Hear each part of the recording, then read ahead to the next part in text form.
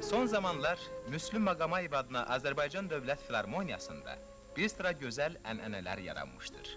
Onlardan biri də Əmək və Mahnı bayramıdır. Sumqayıtda keçirilmiş filarmoniya günlərinə ən böyük musiqi kollektivlərindən biri, Respublika Dövlət Simfonik Orkestri gəlmişdi.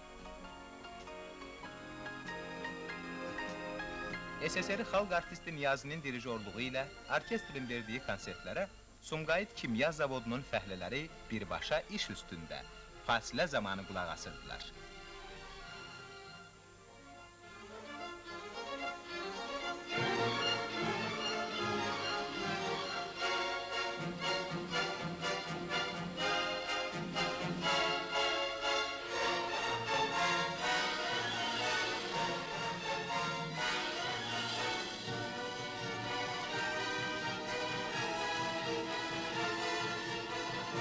Gənclik şəhərində keçirilmiş bu maraqlı musiqi bayramından yadigar olaraq orkestrə zavodun emblemi bağışlanmışdır.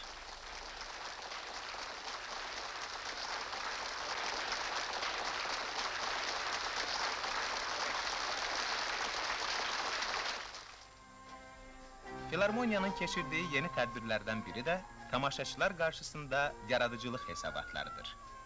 Bu günlərdə burada bəstəkar Emin Sabitoğlu'nun mahnıları gecəsi keçirilmiş, tanınmış müğənnilərimiz bəstəkarın təzə mahnılarını ifa etmişlər.